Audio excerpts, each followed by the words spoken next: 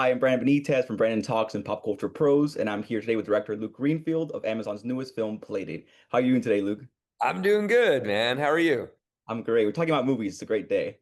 Yes, it is. Anyway, Indeed. so Playdate has such a unique balance between comedy and heart. So, what inspired you to tell this story? I normally write all my movies Right, and a special script came my way if I wanted to direct it or not. It was written by Neil Goldman and it really hit me.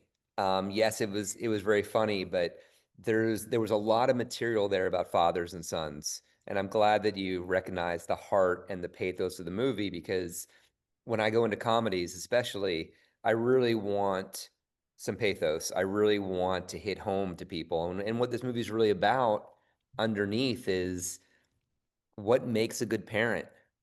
You know what I mean? It's like, all of us parents and other people I know, how do I be the best dad or best mom to my kid and not screw them up?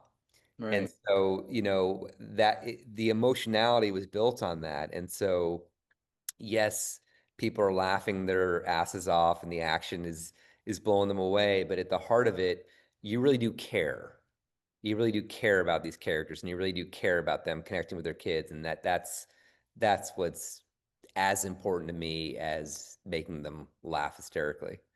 100%. And obviously, the two main leads are Kevin James and Alex Rickman. Can you talk about working with Kevin James? Because he's like one of a legend of the comedy world. So, what was it like to work with him? And also, did he like influence the style or energy of this film while it was being made? Because, he's Yeah, so, he's exactly what you think. He's this great dude from New York.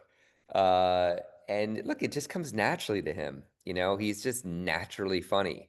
Um, and their chemistry was just amazing on set. I mean, I remember shooting the park scene where they're throwing the football around and playing. And I mean, I just started ruining a lot of takes. I was just laughing my ass off at these guys. And Kevin just has that, he's been doing it forever. He's a pro. And so, you just let Kevin go. You let Kevin do his thing. right. And then there's Alan Rickman, who, as you know, we all know him as like these big, dramatic, and villainous roles sometimes. But I honestly forgot I forgot he was an imposing force like normally because I was laughing so much at his dialogue. He was so funny in this. So like, what was it directing that kind of role for him that he's not particularly like super, used to? Yeah, it started with him. We wanted to do a romantic comedy years ago. And when I got this script and I started developing the script, I immediately sent it to him. He did a show called Blue Mountain State years ago Yeah. that people just love, and he played a very larger than life character. So he's got the comedic chops, and it's funny because Reacher's so gigantic today, but when this movie comes out, I think people are going to be really, really blown away by his timing and his heartfelt moments. I mean, he's Alan is the real deal. I mean, he's got it all, and I really think he's going to be a superstar at the level of The Rock. Yeah, no, seriously. And you said like you sent it to him the script. So what do you look for when you're like casting these characters to make sure the dynamic feels authentic? 'Cause I'm sure it's not as easy as it might seem. Yeah,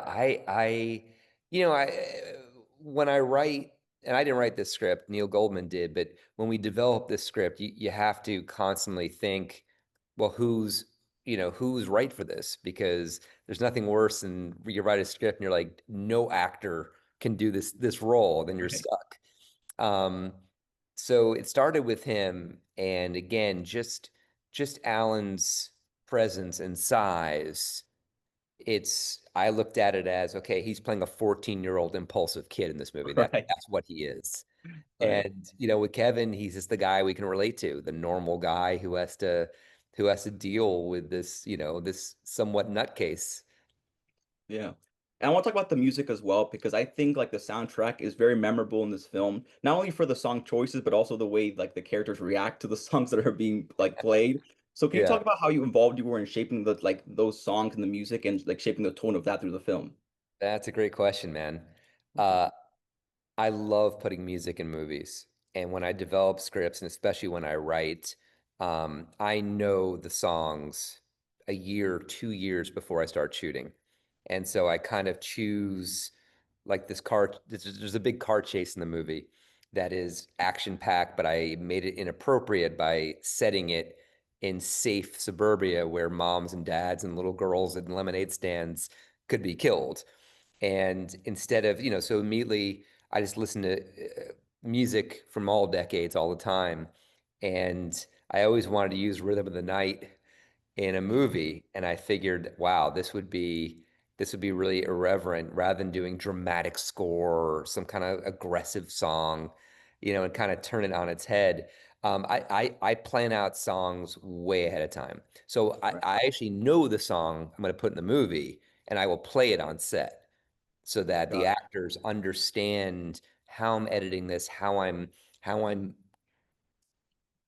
scheming and creating the scene for that song. right. And last question, if you could sum up Playdate with one word, like something you want the audience to feel after they leave the movie, what would it be? Unpredictable.